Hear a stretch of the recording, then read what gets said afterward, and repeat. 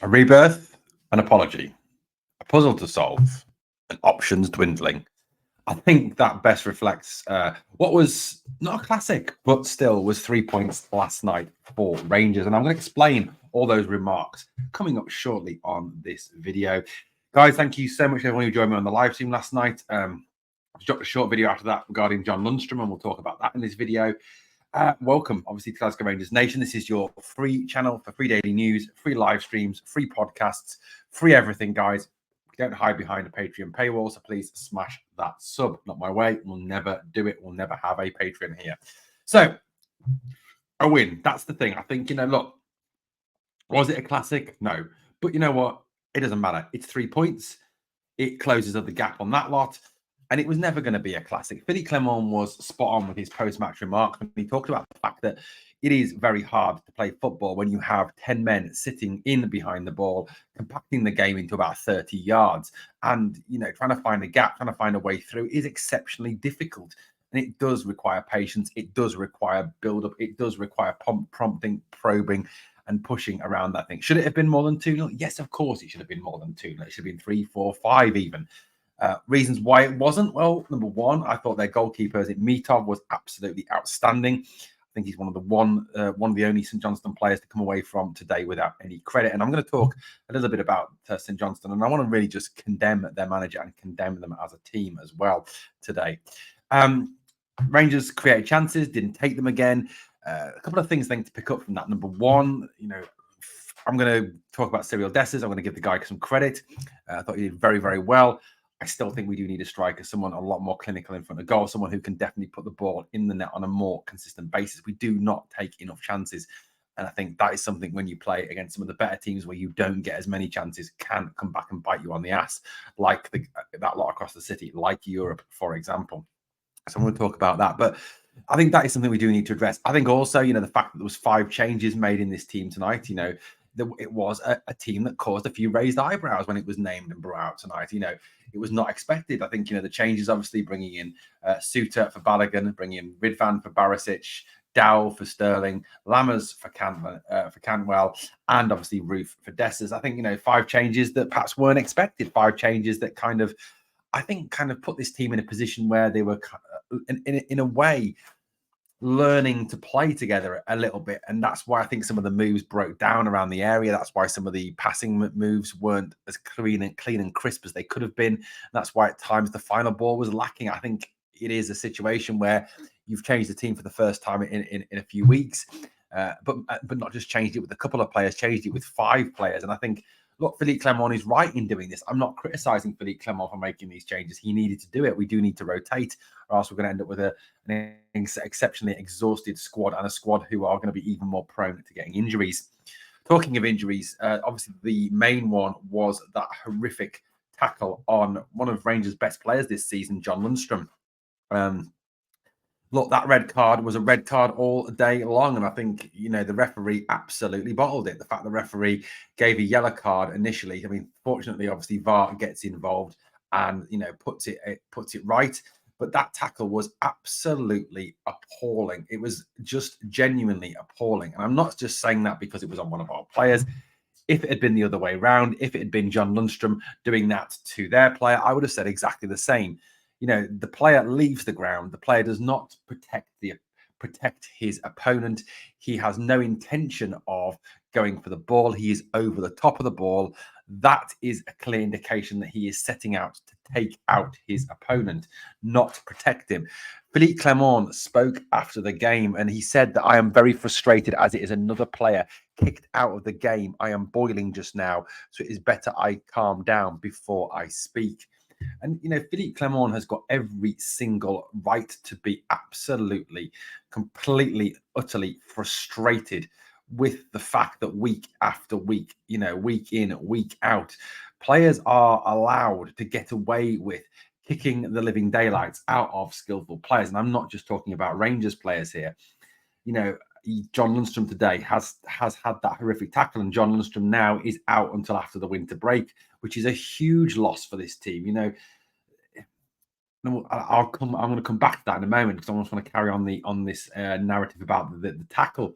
Todd Cantwell, yes, Todd sometimes does bring on upon himself some of the criticism he gets with going to ground too easily. But I think since he came into the Scottish game, Todd is another one who has suffered with being kicked up and down the park by just hammer throwers who have absolutely no skill whatsoever. And John Lundstram tonight has suffered the same fate that Todd suffered. And, our manager, Philippe Clement, is absolutely 110% correct to be absolutely fuming over this tackle. Again, it is another example of a skillful player or a player from a bigger club being injured deliberately, by my point of view, by a pub football team. St Johnstone tonight, what was disgusting was the fact that when this guy gets sent off, he is being congratulated by his teammates. Go back and watch the footage. He's been patted on the back. He's having his hand shook, as if it was something to be proud of, that he'd injured a Rangers player. And that I would have said the same. I would have condemned him just the same if he'd done it to Callum McGregor, or he'd done it to Leighton Clarkson, or he'd done it to Lennon Miller, or he'd done it to Lawrence Shankland, or Martin Boyle, whoever. This is something that needs to be addressed by the SFA. And as I said on the video last night, until it is addressed, we are going to struggle to attract, not only for financial reasons, but also for the safety reasons, top players to Scotland. They won't want to come and be kicked around by pub football teams that are utter joke. St Johnstone are an utter joke. Craig Levein should be thoroughly ashamed of himself and his team tonight, the way they conducted themselves on that park today. They had no interest in playing football. They had 0 shots on target. Their sole interest was to sit behind the ball, kick, foul, and cause as much trouble as possible. Absolutely disgusting. If they want to do that, go and play Sunday Parks football. That's where you belong. And you're turning the Scottish game into a joke, Craig Levein and St Johnstone. Like I said, this obviously now rules John Lundstram out until the winter break, apparently. As Philippe Clement said tonight, obviously the injury will be assessed, and it'll be very difficult to have him back before the winter break. Now, this obviously leaves us in a situation where we have no Nicholas Raskin, no Ryan Jack, no John Lundstram, no Jose Cifuentes. So your first 4 options for those 2 central midfield roles in front of the back 4 are gone. Tom Lawrence also gone. 5 players missing. This leaves us in a very precarious position going into these games, especially with the next Old Firm game coming up on the 30th of December. It effectively leaves us with 3 options for 2 positions. Dujon Sterling, who's done exceptionally well when he's come on and played in that position. As I said to you on a number of videos now, absolute credit to Philippe must go to Philippe Clement for thinking outside the box, solving this puzzle. And as he said tonight, this is another puzzle he has to solve. Kieran Dow came in and played there tonight, which was a massive surprise for me. I honestly thought Kieran Dow's time at Rangers was over. This was it. We wouldn't see him again. The next time we'd see him would be on Sky Sports News when he moves in January. But fair play to Kieran. He came in, he did well tonight. He played a good game. And again, he's given the manager something to think about. Considering this guy has been missing for a number of weeks now, he did very, very well. So, fair play to him. The other option, obviously, is Leon King, who has played in that role for the B team and has also played in that role for Scotland, the 21s, but does lack experience in first-team football. So it does look like going into the winter break, before that final game against Killie on the 2nd, we really do have a situation where we are going to be dependent on these 3 guys to play those 2 roles. Yes, there's a possibility, I suppose, you could drop Cantwell back, but that decreases his effectiveness. For me, it is any 2 from these 3. You're looking at it, you probably got your favourites at this moment in time being Dujon Sterling and Kieran Dow, because they have obviously, played that role recently and done very well. On Kieran, I thought tonight he came in, he worked hard, he battled, he fought for the ball. He was always available for the ball. He distributed it well. His passing, he had a great range of passing. He played a great ball through at one point for Cyril Dessers that, just got away from Cyril Dessers. He was a little too much back on his heels. Couldn't get the ball. But, overall, you've got to say, I thought Kieran was very good tonight. I thought he put in a very, very fine display and really did, show us that he is an option in that central midfield role, something that some of us have actually been saying and calling out for. I think Kieran proved in his time at Norwich, at Wigan, at Everton that he is a very flexible player. He can play in a number of roles, central midfield, attacking midfield, left wing, right wing. He can address a number of positions. And I think going into these next few weeks, which is going to be, again, with Motherwell, Ross County, Celtic, Kilmarnock coming up, again, a very intense period of games, he is going to have to play a role. Now, obviously, the concern around him is that he does have an injury history. that he hasn't played a great deal of match minutes. So he is going to have to pick that up and I think really take one for the team over the next few weeks. Again, I thought Dujon came on and played very well. He did well in the central midfield role. He also did well in the right back role when he was moved back there when Tav went off to a standing ovation, and quite rightly so. But Dujon, I thought tonight again did everything right. He fought, he battled, he tackled, he distributed the ball very well. He did that thing that he does often where he gets it, turns, shoots, had a good chance to score. So again, another option. Again, Dujon Sterling looking very fine for that position. And I genuinely think that this is a young man with the coaching of Philippe Clement, the coaching of Van der Heyden, I think can go on to be a very, very talented player, and certainly someone I think could actually be a high quality midfielder. Now, guys, we are also going to touch tonight on the big man. We'll come to that in a minute. So yeah, Dujon Sterling, another very good performance from him tonight. I was really impressed with Kieran Dowell, really impressed with Dujon Sterling. I want to move on to two other players that were really impressive for me tonight, last night. First of all, I thought James Tavernier did very well again. Again, coming up when look, I've criticised Tav, I've got on his back, and as a number of fans have. But he is one player who seems to be really embracing the change of mentality, really embracing the Philippe Clement regime and moving forward with the manager. And I think we saw that lovely moment when he was taken off. Not only did he get the standing ovation from the Ibrox crowd, but also the relationship between him and the manager is quite clear. That embrace, the words exchanged, again, a solid relationship. And I think James Tavernier is certainly, along with Connor Goldson, John Lundstram, gone through a bit of a journey since Philippe Clement has taken over. And, as Connor said, they were in a bad place under the last manager. Now they seem to be in a lot better place. Their mentality seems to be changed. There seems to be more of a growth mindset, a positive mindset. And like I said on the end of the live stream yesterday, this is a game where in the past you would have seen us perhaps slip up, draw, or even lose because of the fact that they've slipped up. We are under pressure. We don't handle the pressure. It all goes wrong and it all falls apart. But tonight, this team fought, they battled, they worked hard. And one of the things that really encouraged me was when we were out of possession, we fought like tigers to get that ball back, something we never did under Michael Beale. Tavernier obviously set up the goal for Cyril Dessers with a great ball into the box, and then obviously takes that penalty under cool, calm, collected to seal the game to make it 2-0. I mean, it should never have had to come down to that. It should have obviously been a game that was long since put to bed before that penalty was scored. Now, look, tonight it is a lot of stuff that is going to cause an absolute meltdown on the other side of the city. I mean, I can't wait for it. I mean, look, I don't often check out their social media, and it's just when it flicks up on my X feed. But look, some of the stuff they're going to come out with, Masonic conspiracy, red card, absolutely disgusting red card, soft red card. When the guy nearly breaks out, Michael Stewart would probably have him down as John Lundstram should have been sent off for trying to injure the other player's foot. Tavernier, penalty to Rangers. Even their goalkeeper admitted it was a penalty. You could see from his reaction it was a penalty. But no doubt, of course, it was never a penalty. No doubt Dessers dived. No doubt he did the high jump and leaped over the goalkeeper to con the referee, according to that lot from across the city and probably half of Scotland. And again, Michael Stewart probably would have wanted Cyril Dessers sent off for injuring the goalkeeper's head or something like that, knowing Michael Stewart. But I've got to give this man credit. Look, he is someone who has had absolute pelters this season for his performances, and it really seems that he is another one that is responding to this new manager. So at the end of the day, really, really, I was impressed with him tonight. I thought he did very well.